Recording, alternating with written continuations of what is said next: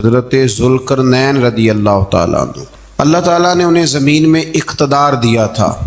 4 لوگ دنیا میں ایسے ہو چکے ہیں جنہیں اللہ تبارک و تعالیٰ نے پوری دنیا میں اقتدار دیا، ایک وقت میں پوری دنیا کا ایک ہی بادشاہ۔ 2 مسلمان تھے، 2 کافر۔ مسلمانوں میں حضرت سلیمان علیہ السلام اور جناب ذوالقرنین علیہ السلام، اور کافروں میں بخت نصر اور نمرود۔ یہ 2 لوگ ہیں جنہیں اللہ نے پوری دنیا میں اقتدار دیا، اور پھر اس کے بعد آنے والے وقت میں اللہ تعالیٰ امام مہدی کو سارا اقتدار عطا فرمائے گا پوری دنیا کا۔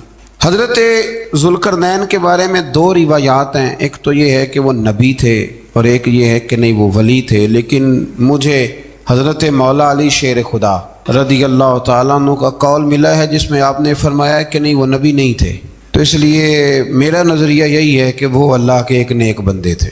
اللہ نے انہیں پوری زمین میں اقتدار دیا۔ وہ ایک مہم پہ نکلے، ان کا ارادہ بنا کہ میں ذرا دنیا کا چکر لگاؤں، تو انہوں نے سفر شروع کیا کہ میں دیکھوں ذرا سورج غروب کہاں ہوتا ہے۔ تو فرماتے میں پہنچا، بڑا گیا، لیکن میں اس مقام تک پہنچ گیا جہاں سورج غروب ہوتا ہے، تو پھر میں نے دیکھا کہ ایک سیاہ کنواں ہے جس کے اندر جا کے وہ چھپ گیا ہے، لیکن رب کریم کی اس حقیقت تک میں پہنچ سکا نہیں۔ پھر آپ فرماتے ہیں کہ میں آگے نکلا تو مجھے ایک قوم کے بارے میں بتلایا گیا جو بڑی خونخوار قوم تھی، بڑی خونخوار، اس کو یاجوج اور ماجوج کہا جاتا ہے۔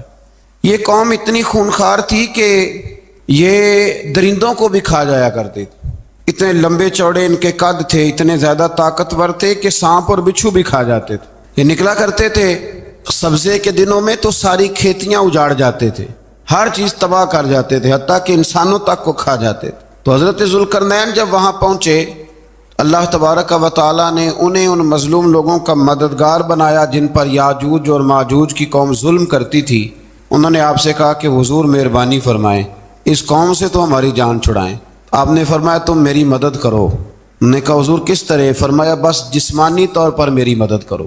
تو آپ نے پھر وہاں ایک دیوار بنائی، لوہا کاٹ کر، سیسا پگھلا کر، پتھر ڈال کر ایک بڑی موٹی تازی دیوار بنائی، اور اتنی اونچی بنائی، اور پھر اس کے چاروں جانب آگ جلائی تاکہ وہ لوہا اس طرح پگھل جائے کہ وہ دیواروں کے ساتھ چپک جائے، تاکہ کوئی آدمی پیر رکھنا چاہے تو پیر رکھ کے اس پہ چڑھ نہ سکے۔ آپ نے وہ دیوار بنائی۔ اب اس قوم کا حال یہ ہوا کہ وہ اس کے اندر قید ہیں، وہ صبح جب اٹھتے ہیں تو اس کو توڑنا شروع کرتے ہیں، توڑتے رہتے ہیں، تو جب شام ہوتی ہے تو ان میں سے ہر روز ایک شخص کہتا ہے اتنی رہنے دو، باقی کل کریں گے، لیکن جب وہ سویرے اٹھتے ہیں تو اللہ تعالیٰ اس دیوار کو پھر سے مضبوط فرما دیتا ہے۔ نبی کریم علیہ السلام نے فرمایا قرب قیامت میں ایک وقت آئے گا، قیامت کے قریب جا کے ایک ٹائم ایسا آئے گا کہ اس مخلوق میں سے ہی ایک شخص پکارے گا اور پکار کے کہے گا کہ اب سو جاؤ انشاءاللہ۔ اللہ ان کی زبان پہ جاری کہے گا اب سو جاؤ اور سویرے انشاءاللہ یہیں سے شروع کریں گے۔ تو فرمایا وہ چونکہ انشاءاللہ کہیں گے تو پھر اللہ تبارک و تعالی اگلے دن اس دیوار کو وہیں پہ رکھے گا جہاں رات کو انہوں نے اسے چھوڑا تھا۔ اگلے دن وہ توڑیں گے تو دیوار ساری ٹوٹ جائے گی، اور پھر اللہ تبارک و تعالیٰ کا فضل ہوگا تو مسلمان کی طرف وہ بڑھیں گے، وہ قتل و غارت کریں گے، پھر سے وہی درندگی کریں گے۔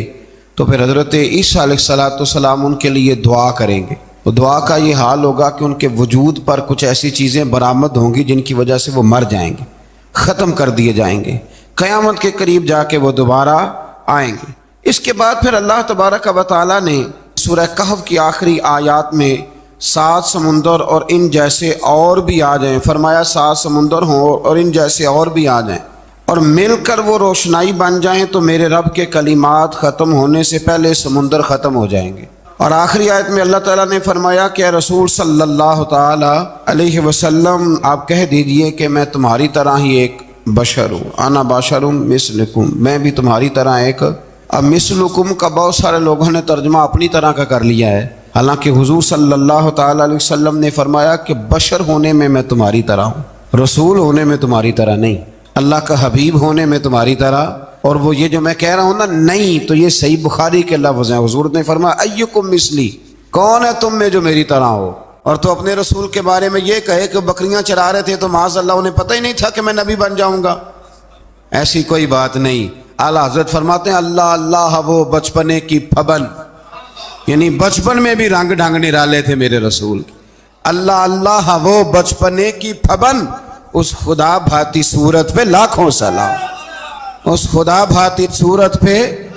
اور مرحوم اعظم چشتی نے بھی ایک جملہ بڑا خوبصورت کہا، اس نے کہا تیری حیات پاک کا ہر لمحہ پیغمبر لگے۔ انہوں نے اپنے چچا کو بے جان بتوں کی عبادت سے روکا، عذاب الہی سے ڈرایا۔ اس نے کہا کہ آپ ہمیں ہمارے خداؤں سے پھیرنا چاہتے ہیں، اس سے رک جائیں ورنہ ہم آپ کو سنسار کر دیں گے۔ ابراہیم علیہ السلام نے کہا کہ میں آپ کے لیے اپنے رب سے استغفار کرتا رہوں گا، وہ مجھ پر بہت مہربان ہے۔ تو اللہ تبارک و تعالیٰ نے انہیں اسحاق علیہ السلام بیٹے اور یعقوب علیہ السلام پوتے کی بشارت دی، اور یہ بھی فرمایا کہ یہ دونوں نبی بھی ہوں گے۔ پھر آیت نمبر 51 سے لے کر 58 تک مختلف انبیاء کا ذکر ہے۔ اللہ تعالیٰ نے اس میں فرمایا کہ حضرت موسیٰ کو برگزیدہ رسول، نبی اور اللہ کا رازدار کہا گیا، اور حضرت ہارون کی نبوت کا بیان بھی ہوا، اور حضرت اسماعیل کو وعدے کے سچے، نماز اور زکوٰۃ کا حکم دینے والے رسول اور نبی اور اللہ کا پسندیدہ قرار دیا گیا۔ ادریس علیہ السلام کو صدیق نبی قرار دیتے ہوئے فرمایا کہ ہم نے ان کو بلند جگہ پہ بٹھایا ہے۔ کہاں ہے ادریس علیہ السلام؟ چوتھے آسمان میں بھی، اور جنت کا قول بھی ہے۔ دو روایتیں ان کے بارے میں ملتی ہیں، ایک تو یہ ہے کہ وہ حضرت ملک الموت سے ایک دفعہ کہنے لگے تو میرا یار نہیں بن جاتا؟ اللہ ہی بھلا کرے۔ حضرت اسرائیل کو کہنے لگے دوست بن جو، کہا بن جاتے ہیں، دوستی ہو گئی۔ فرمانے لگے یار موت کا ذائقہ کیسے چکھاتا ہے؟ کہنے لگا میں آپ کو چکھا دیتا ہوں۔ آپ کو موت کا ذائقہ چکھایا اور دوبارہ پھر روح ڈال دی، آپ اٹھ کے بیٹھ گئے۔ کہنے لگے دوزخ تو دکھا، نے وہ بھی دکھا دی۔ فرمایا جنت تو دکھا، جنت بھی دکھائی۔ تو کہنے لگا واپس چلیں، فرمانے لگے اب تو نہیں جانا۔ ہاں کیوں؟ فرمایا رب فرماتا ہے ہم فیہ خالدون، جو جنت میں آئے گا یہیں رہے گا۔ نے کہا جناب وہ تو پہلے موت کا ذائقہ چکھنا ہے، پل صراط جو دوزخ کے اوپر ہے وہاں سے گزرنا ہے۔ تو آپ فرمانے لگے یہ دونوں کام میں کر چکا ہوں اور تو نہیں کرائے ہیں، لہذا میں آ گیا ہوں تو میں نے یہیں پہ رہنا ہے۔ اب حضرت ملک الموت علیہ السلام نے عرض کی مالک یہ تیرا بندہ، فرمایا تیری دوست بھی اس کے ساتھ لگی تھی تو میری توفیق سے ہی لگی تھی، اور یہ یہاں تک آئے بھی میری توفیق سے ہی ہے، میرا ارادہ بن گیا انہیں یہاں رکھنے کا۔ میری طلب بھی تو تیرے کرم کا صدقہ ہے، میری طلب بھی تو تیرے کرم کا صدقہ ہے۔ یہ پاؤں اٹھتے نہیں بلکہ یہ اٹھائے جاتے ہیں، تو یہ بھی تو اس کا کرم ہوتا ہے نا کہ وہ کس طرح کر کے کسی کو نوازتا ہے۔ آیت نمبر 59 میں اللہ تعالیٰ کے فرما بردار اور سرکش بندوں کے احوال اور جو ان کے آخرت میں احوال ہوں گے ان کا ذکر کیا گیا ہے۔ آیت نمبر 66 میں بتایا گیا ہے کہ منکرین آخرت حیات بعد الموت کے بارے میں ہمیشہ شک میں مبتلا رہے۔ انہیں یقین ہونا چاہیے کہ مرنے کے بعد دوبارہ وہی خالق زندہ کرے گا جس نے پہلی بار بغیر کسی نام و نشان کے پیدا۔ آیت نمبر 76 میں بتایا کہ جو لوگ گمراہی میں مبتلا ہیں ان کے ابتلا میں اضافے کے لیے مہلت کی مدت بڑھا دی جاتی، اور جو ہدایت یافتہ ہیں ان کو مزید استقامت نصیب ہوتی ہے۔ اللہ کے ہاں ثواب اور انجام خیر کے اعتبار سے باقی رہنے والی نیکیاں سب سے زیادہ بہتر۔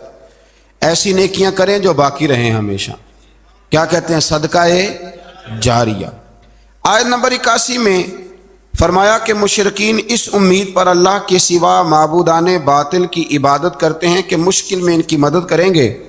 فرمایا ہرگز نہیں، وہ ان کے دشمن بن کے عبادت کا انکار کریں گے۔ آیت نمبر 88 میں بتایا کہ کفار نے اللہ کی طرف اولاد کی نسبت کر کے نہایت سخت بات کی۔ یہ تو اتنا سنگین جرم ہے کہ اس سے آسمان پھٹ پڑے، زمین شک ہو جائے اور پہاڑ ریزہ ریزہ ہو جائیں۔ مزید فرمایا کہ آسمان اور زمین میں جو کوئی بھی ہے سب اللہ کے حضور بندے بن کے حاضر ہوں گے۔ آیت نمبر 97 میں فرمایا جو لوگ ایمان لائے اور نیک کام کیے عنقریب رحمان لوگوں کے دلوں میں ان کی محبت پیدا فرما دے۔ یہ جو شرک والا معاملہ ہے نا، یہ بڑا سادہ سا ہے۔ کچھ لوگ آج نئے فلسفی اٹھے ہیں تو وہ کچھ عجیب و غریب سی باتیں دہریوں جیسی کرنے لگے ہیں، اور بعض مضامین ہم دیکھتے ہیں تازے جو چھپتے ہیں ان کے اندر بھی وہ اشارتاً کنایاتاً مذہب کی بنیاد پر تقسیم نہیں ہونی چاہیے، انسان بحیثیت انسان قابل تکریم ہے۔ تو ایک بات سمجھ لیں کہ جو مکان کی رجسٹری آپ کے نام ہے اگر کوئی اور دعویٰ کرے اس کا تو آپ کو برداشت ہے؟ یہ ہو نہیں نہ سکتا میاں۔ ملک میں وزیر کئی ہو سکتے ہیں پر وزیر اعظم ایک ہوتا ہے، اس کو سمجھ لیں۔ تو جب اللہ کی توحید میں کسی کو شریک ٹھہراتا ہے تو وہ بہت بڑا جرم کرتا ہے، وہ بہت بڑا جرم کرتا ہے۔ یوں سمجھ لیں کہ جیسے آپ کی 5 مرلے کی زمین پہ کوئی آ کے قبضہ کرے، اسے مار دینے کو دل کرتا ہے۔ اس لیے یہ ساری زمین رب کریم کی ہے، آسمان و زمین کا خالق اور مالک۔ تو شرک ناپسندیدہ بات، ناپسندیدہ۔ سورہ طٰہٰ شروع ہوتی ہے۔ اس سورہ طٰہٰ میں نبی پاک صلی اللہ تعالی علیہ وسلم کو رب کریم نے فرمایا کہ محبوب قرآن اس لیے نازل نہیں کیا تھا کہ آپ مشقت میں پڑ جائے۔ نبی کریم لمبی لمبی نمازیں پڑھتے تھے، لمبی لمبی، تو قرآن مجید نے کہا طٰہٰ ما انزلنا علیک القرآن لتشقیٰ، محبوب قرآن اس لیے نازل نہیں کیا کہ آپ مشقت میں پڑ جائیں۔ حضور لوگوں کو بڑی جد و جہد کے ساتھ دین کی طرف بلاتے تھے، تو کہا محبوب قرآن اس لیے نازل نہیں کیا تھا کہ آپ مشقت میں پڑ جائیں، آپ تو مشقت کرنے لگ گئے۔ وہ یا رب اپنے محبوب کو کہہ رہا ہے، جیسے سورہ مزمل میں بات ہوئی نا کہ محبوب تھوڑا آرام بھی فرما لیا کر، محبوب تھوڑا آرام بھی فرمائے۔ پھر فرمایا کہ یہ قرآن نصیحت کے لیے نازل ہوا ہے، اور اللہ ظاہر و باطن سب کو جانتا ہے، اور وہ وحدہ لا شریک ہے، اور سارے اچھے نام اسی کے ہیں۔ آیت نمبر 10 میں فرمایا کہ مدین سے واپسی کے سفر کے دوران موسیٰ علیہ السلام اس واقعے کا بیان کیا کہ وہ اپنی جگہ پر رکے ہوئے تھے، تو وہیں انہیں غیب سے ندا آئی کہ موسیٰ میں آپ کا رب ہوں، آپ وادی مقدس میں ہیں تو ادباً اپنے جوتے اتار دیجئے، میں نے آپ کو چن لیا ہے، میرے پیغام وحی کو توجہ سے سنیے، میں اللہ وحدہ لا شریک ہوں، میری بندگی کیجیے، میری یاد کے لیے نماز قائم کیجیے، قیامت آنے والی ہے، اسی کی طرف آپ توجہ فرمائیے۔ اسی موقع پر آپ کو جو معجزات عطا کیے گئے ان کا بھی ذکر ہے، اور وہ ہم پیچھے بہت ساری جگہوں پہ اس کا ذکر کر آئے کہ اللہ تعالیٰ نے ان کو ایک ایسا عصا عطا فرمایا تھا کہ وہ ایک دم میں ہی بہت بڑا اژدہا بن جایا کرتا تھا، اور پھر حضرت سیدنا موسیٰ علیہ السلام اپنا ہاتھ گریبان میں ڈال کے نکالتے تھے تو آفتاب کی طرح روشن ہو جاتا تھا۔ اقبال کہتے ہیں ید بیضا لیے بیٹھے ہیں اپنی آستینوں، ید بیضا لیے، چمکتے ہوئے ہاتھ ہیں ان کے، تو یہ اپنی آستینوں میں چھپا کے بیٹھے ہیں۔ پر اقبال نے یہ ولیوں کے لیے کہا ہے، نہ پوچھ ان خرقہ پوشوں کی، ارادت ہو تو دیکھ ان کو، ارادت ہو تو محبت کے ساتھ دیکھ، تنقید کے ساتھ تو پتہ ہے پھر بندے کو کوئی شے نہیں ملتی، آنکھیں گونگ ہو جاتی۔ ارادت ہو تو دیکھ ان کو، ید بیضا لیے بیٹھے ہیں اپنی آستینوں میں۔ پھر اللہ تعالیٰ نے نا حضرت موسیٰ علیہ السلام کو حکم دیا تھا کہ فرعون کو دعوت دیں، تو حضرت موسیٰ نے دعا مانگی جو آیت نمبر 25 اور 28 میں موجود ہے، رب اشرح لی صدری ویسر لی امری واحلل عقدۃ من لسانی یفقہوا قولی، اے میرے رب میرے لیے میرا سینہ کھول دے، میرے لیے میرا کام آسان کر دے، میری زبان کی گرہ کھول دے تاکہ وہ لوگ میری بات کو سمجھ سکیں۔ یہ آپ نے دعا فرمائی، اور آگے جا کے مزید آپ نے التجا کی کہ میرے خاندان میں سے میرے بھائی ہارون کو اس مشن میں میرا وزیر بنا دے تاکہ مجھے تقویت ملے، اور اسے میرا شریک کار بنا دیجیے۔ اللہ تعالیٰ نے ان کی اس دعا کو قبول فرما لیا۔ آیت نمبر 38 سے حضرت موسیٰ علیہ السلام کی پیدائش کا ذکر ہوتا ہے، اور یہ تقریباً آیت نمبر 76 تک چلتا ہے۔ واقعہ آپ نے پہلے بھی سنا ہوا ہے، اپنے لفظوں میں بھی عرض کیے دیتا ہوں۔ فرعون کو اس نے وہ خواب دیکھ لیا تھا کہ ایک ستارہ اٹھے گا اور پھر وہ گرے گا تو میری ساری سلطنت کو تباہ کر دے گا۔ نجومیوں سے اس نے پوچھ لیا، اس نے کہا کہ ایک بچہ پیدا ہوگا جو تیری سلطنت کو تباہ کرے گا۔ چاہیے تو یہ تھا کہ وہ توبہ کرتا، لیکن اس نے کیا کیا کہ اس نے بچوں کو قتل کرانا شروع کیا۔ یذبحون ابناءکم، ذبح کرا دیتا تھا تمہارے بیٹوں کو، اور بچیوں کو وہ زندہ رکھتا تھا۔ اللہ تبارک و تعالیٰ کی قدرت دیکھیے، رب بڑا ہی کریم ہے۔ آپ یقین کریں مولا کے دینے کے انوکھے ہی انداز ہیں۔ یعنی حضرت موسیٰ کوہ طور کے پاس آگ لینے جائیں تو اللہ تبارک و تعالیٰ پہلی وہی فرما کے نبی بنا لے۔ بھائی حضرت یوسف کو کنویں میں ڈالیں تو رب وہاں سے نکال کے مصر کا حکمران بنا دے۔ وہ بڑا ہی بے نیاز ہے، مولا کے دینے کے انداز بڑے ہی انوکھے ہیں، وہ بڑے انوکھے انداز میں نوازتا ہے۔ تو حضرت موسیٰ جب پیدا ہوئے تو ان کی والدہ نے پتہ کیا کیا، ان کو ایک صندوق میں بند کر کے دریا میں بہا دیا۔ اب دریا میں بہتے جا رہے ہیں تو ماں تھی تو پریشان بھی ہو گئی، ان کی ہمشیرہ کو کہنے لگی ذرا دھیان رکھنا کدھر جاتے ہیں۔ حضرت موسیٰ علیہ السلام دریا میں بہتے بہتے نا فرعون نے نا دریا کے کنارے مکان بنایا ہوا تھا۔ آپ کو پتہ ہے بادشاہوں کا ذوق ہوتا ہے، آج کل ہمارے جو حکمران ہیں انہوں نے اس کا نام فارم ہاؤس رکھا ہوا ہے، میرا فارم ہاؤس، اور پرانے زمانے میں لوگ ڈیرا کہتے تھے۔ تو اس نے بھی اس طرح کا فارم ہاؤس بنایا ہوا تھا۔ وہاں پہ حضرت موسیٰ علیہ السلام تیرتے ہوئے تابوت کے اندر صندوق کے اندر جا رہے ہیں۔ فرعون اور ان کی بیوی حضرت آسیہ بے اولاد تھیں، بڑی تڑپ تھی بیٹے کی، وہ بھی وہاں کھڑی تھی۔ صندوق تیرتا ہوا آیا تو فرعون نے کہا کہ جاؤ پکڑ کے لاؤ دیکھو کیا ہے۔ جب وہ لے کے آئے نا تو آپ کی ہمشیرہ جو نگرانی کر رہی تھی پریشان ہو گئی کہ یہ تو اس کے ہاتھ لگ گئے، یہ تو اب مار ڈالے گا۔ لیکن جب خوبصورت اور چمکتا ہوا بچہ دیکھا تو بی بی آسیہ کہنے لگی یہ بنی اسرائیل کا ہے ہی نہیں، یہ تو پتہ نہیں کہاں سے بہتا ہوا یہاں آ گیا ہے، تو ایسے ہی چھوڑ، یہ پتہ نہیں کہاں سے رکھ نہ لیں۔ تو حضرت موسیٰ علیہ السلام وہ کہنے لگا نہیں انہی کے ہیں، موسیٰ علیہ السلام اسی کے ہیں۔ تو آسیہ کہنے لگی تیرے تو سر پہ نا بس بھوت ہی سوار ہو گیا، ہر وقت وہی لوگ تجھے یاد رہتے ہیں، پتہ نہیں کہاں سے بہ کے آیا۔ اب رکھ لیا، مان گیا فرعون۔ آپ فرعون کے گھر میں جو اس لیے بچے مروا رہا تھا کہ میری سلطنت حضرت موسیٰ پیدا نہ ہو جائیں، تو اسی کے گھر میں پرورش پانے لگے، اسی کے گھر میں۔ اب عورتیں منگائیں گئی دودھ پلانے کے لیے، تو حضرت موسیٰ علیہ السلام کسی بی بی کا دودھ نہیں پیتے، تو آپ کی ہمشیرہ نہ وہیں دائیں بائیں گھومتی رہتی۔ تو کہنے لگی جناب آسیہ سے کہ میں ایک بی بی کو جانتی ہوں، بڑی صاف ستھری ہے، مجھے امید ہے یہ بچہ اس کا دودھ پیے گا۔ تو فرعون کہنے لگا دوڑ کے لا، تو وہ اپنی والدہ کو لے کے آئیں، تو حضرت موسیٰ نے فوراً دودھ پینا شروع کر دیا۔ فرعون کو پھر تھوڑا شک ہوا۔ ایک روایت یوں بھی لکھی ہے بعض لوگوں نے کہ فرعون ایک دن اٹھایا ہوا تھا حضرت موسیٰ کی، ابھی تھوڑی سی عمر تھی، تو آپ نے اس کی داڑھی پکڑ کے تو ایک گھونسا دے مارا، جلالی تو شروع سے ہے نا۔ تو کہنے لگا آسیہ تو مان نہ مان یہ بچہ وہی ہے۔ تو حضرت بی بی آسیہ کہنے لگی کہ تجھے غلط فہمی ہے، یہ وہ نہیں ہے۔ اس نے کہا دیکھو نا یہ تو اٹھاتی ہے تو پیار کرتا ہے، اور میرے جب قریب آتا ہے تو اس کے لب و لہجے میں تلخی محسوس کرتا ہوں۔ اس نے کہا بچوں کو کیا پتا۔ خیر ایک طرف اس نے کھانے پینے کی چیزیں رکھ دی، ایک طرف انگارے رکھ دیے۔ وہ بھی حضرت آسیہ کہتی ہیں کہ تجھے سمجھ آئے بچے بچے ہوتے ہیں، حضرت موسیٰ بچے تو تھے پر تھے تو اللہ کے نبی نا، اللہ کے نبی تھے۔ جب اس نے کہا نا یہ بچے ہیں، تو حضرت موسیٰ علیہ السلام بجائے انگاروں کی طرف جانے کے نبی تھے، وہ سیدھے کھانے پینے والی چیزوں کی طرف بڑھنے لگے۔ فرعون کہنے لگا اب بتا۔ اللہ تعالیٰ نے حضرت جبریل کو بھیجا، انہوں نے کہا ادھر نہیں جانا آپ ادھر جائیے۔ تو آپ آگ کی طرف گئے اور ایک کوئلہ اٹھا کے زبان پہ رکھ لیا۔ تو آسیہ کہنے لگی سمجھ آئی، بچے کو کیا پتا کدھر جانا ہے کدھر نہیں جانا، اگر وہ اتنا ہی خیال ہوتا وہی بچہ ہوتا تو آگ۔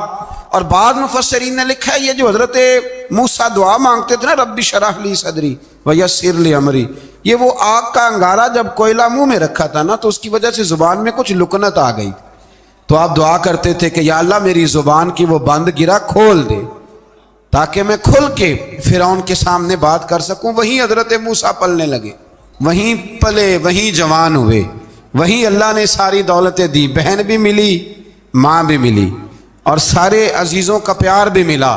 اسی گھر کے اندر اللہ نے پرورش کر کے فرعون کے ظلم سے بنی اسرائیل کو نجات عطا فرمائی۔ آج نمبر 77 سے موسیٰ علیہ السلام کو حکم ہوا کہ راتوں رات بنی اسرائیل کو لے کے نکل جائیں۔ انہیں اللہ کی طرف سے یقین دلایا گیا کہ ان کے لیے سمندر میں خشک راستہ نکال لیا جائے گا۔ فرعون نے ان کا تعاقب کیا اور سمندر میں غرق کر دیے گئے۔ اس مقام پر اللہ تعالیٰ نے بنی اسرائیل پر اپنے احسانات کا ایک بار پھر ذکر فرمایا۔ حضرت سعد بن ابی وقاص رضی اللہ تعالیٰ عنہ بھی ایک دن جہاد کے لیے نکلے تو رستے میں سمندر آ گیا۔ حضرت موسیٰ کی قوم کو نا سمندر نے رستہ دیا تھا، تو جناب سعد بن ابی وقاص سمندر کے کنارے کھڑے ہو کے اب وہ لوگ پوچھنے لگے حضور کیا کرنا ہے؟ فرمایا کرنا کیا ہے، ابھی دیکھیں کیا ہوتا ہے۔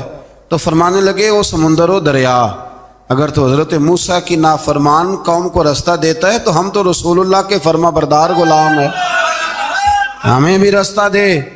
تو 12 رستے بن گئے دریا میں سے۔ جناب سعد بن ابی وقاص لشکر لے کے گزر گئے، باہر گئے تو ایک دفعہ پھر صحابہ کو یقین دلایا، فرمایا کسی کی کوئی چیز تو نہیں رہ گئی دریا میں؟ دشت تو دشت ہیں دریا بھی نہ چھوڑے ہم، بحر ظلمات میں دوڑا دیے۔ اب میں کیا کروں، علامہ اقبال نے ہر جگہ کلام لکھا ہے، ہر جگہ. آپ کو پتہ نا، ایک صاحب مجھے بھی سمجھا رہے تھے، میں نے جمعے میں بھی وضاحت کی، کہنے لگے آپ اقبال کی بڑی تعریفیں کرتے ہیں. میں نے کہا مجبوری ہے، وہ کام ہی تعریفوں والے کرتے ہیں تو ہو جاتی ہیں، کیا کیا جائے.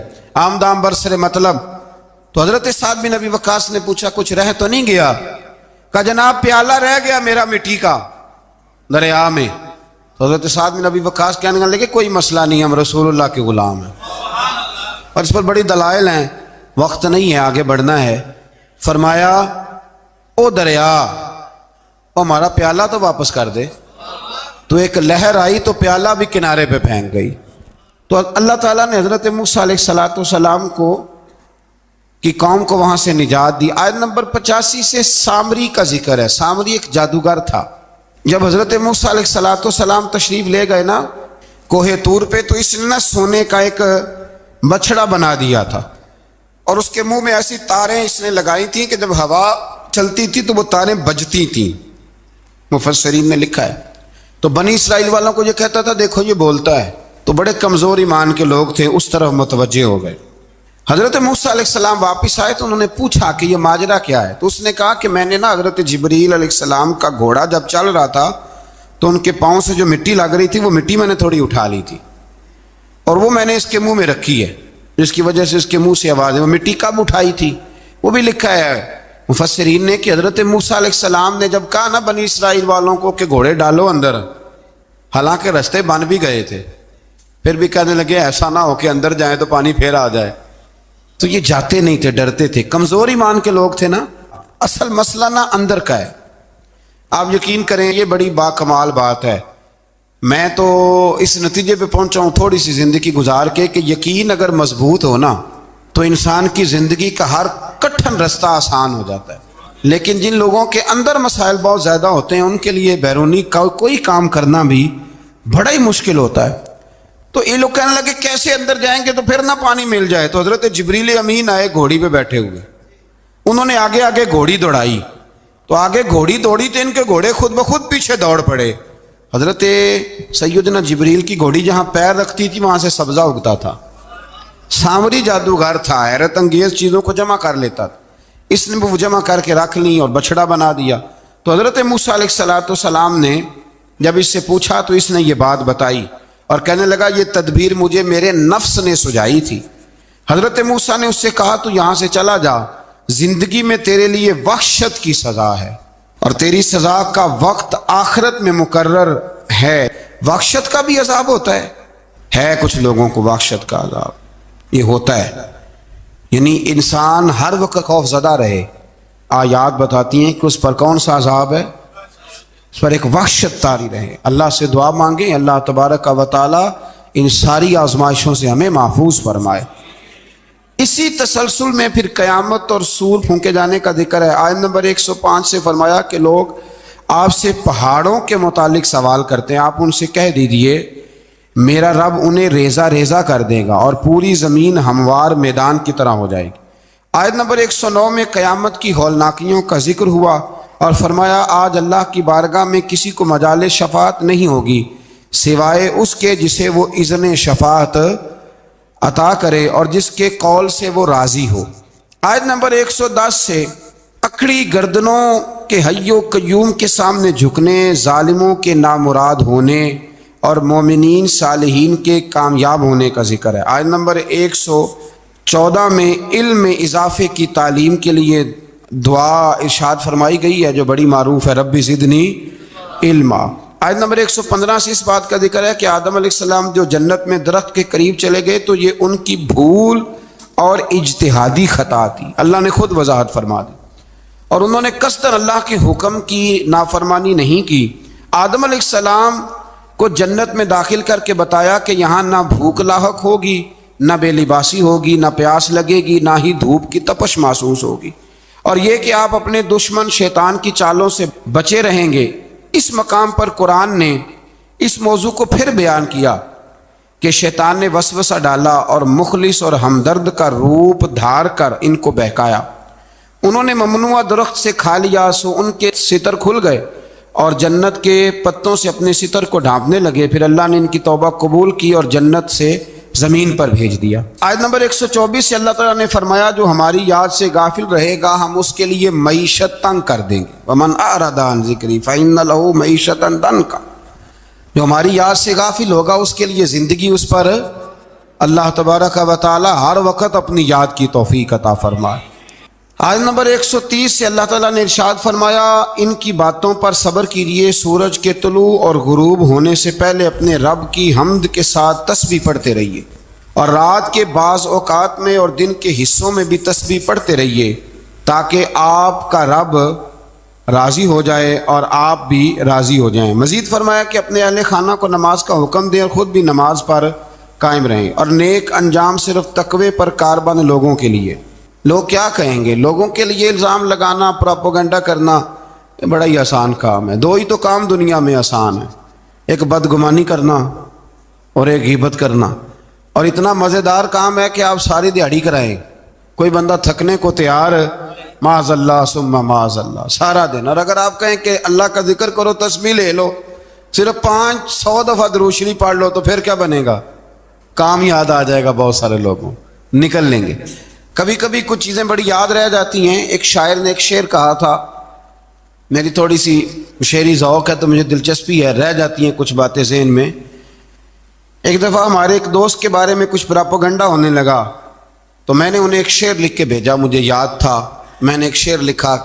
کسی شاعر نے کہا تھا کہ مخلوق تو فنکار ہے اس درجہ کے پل بھر میں، سنگے در کعبہ سے بھی اصنام تراشے۔ کعبے کے اندر سے مٹی لے کے لوگ بت بنا لیتے ہیں اور اللہ کا شریک بناتے ہیں۔ تو کہنے لگا شاعر کہ مخلوق تو فنکار ہے اس درجہ کے پل بھر میں، سنگے در کعبہ سے بھی اصنام تراشے، تم کون ہو کیا چیز ہے داغ کبابی، لوگوں نے تو مریم پہ بھی الزام تراشے۔ لوگ تو منٹ لگاتے ہیں، وہ جو رہی مسجد میں، پلی مسجد میں، لوگوں نے الزام لگانے کا وقت آیا تو الزام لگا دیا، سید عائشہ صدیقہ پہ لگا دیا، صدیق کی بیٹی اور صدیقہ۔ آپ سوچ سکتے ہیں کہ لوگ کہاں تک جاتے ہیں اور باتیں کہاں تک پہنچتی ہیں۔ تو یہ میرے رب کریم کا فضل اور کرم ہے کہ جناب مریم کی برات کا اعلان بھی قرآن نے کیا، اور حضرت عائشہ صدیقہ کی برات کا اعلان بھی قرآن پاک نے فرمایا، یہ بھی قرآن مجید نے فرمایا ہے۔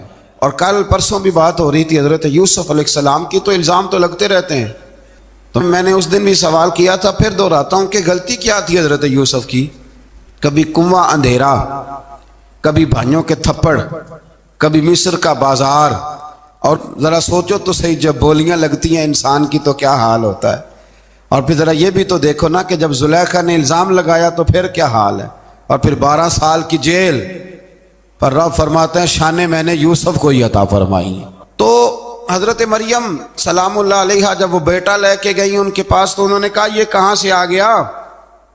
آپ فرمانے لگی میں نے تو چپ کر روزہ رکھا ہوا ہے، اسی سے پوچھ لو یہ کہاں سے آیا ہے، یہی بتائے گا۔ پنگھوڑے میں تھے حضرت عیسیٰ علیہ السلام، پنگھوڑے میں، تو قرآن مجید کہتا ہے کہنے لگے قال انی عبد اللہ، حضرت عیسیٰ بولے اور بول کے کہنے لگے میں اللہ کا بندہ ہوں، اور آتانی الکتاب، خالی نہیں آیا، کتاب ساتھ لے کے آیا ہوں، وجعلنی نبیا، اور اس نے مجھے نبی بنا کے بھیجا ہے۔ تو حضرت عیسیٰ علیہ السلام پنگھوڑے میں ہیں تو کلام فرما رہے ہیں، اپنے نبی ہونے کا اعلان فرما رہے ہیں۔ اب اس بندے کے قریب جا کے اس سے سوال کرنے کو دل نہیں کرتا جو نبی پاک کے بارے میں کہتا ہے 40 سال کے بعد نبی بنے۔ یہاں پنگھوڑے میں حضرت عیسیٰ کلام کریں، پنگھوڑے میں، اور وہ پنگھوڑے میں کہے میں نبی ہوں، اور تو اپنے رسول کے بارے میں یہ کہے کہ بکریاں چرا رہے تھے تو معاذ اللہ انہیں پتہ ہی نہیں تھا کہ میں نبی بن جاؤں گا۔ ایسی کوئی بات نہیں۔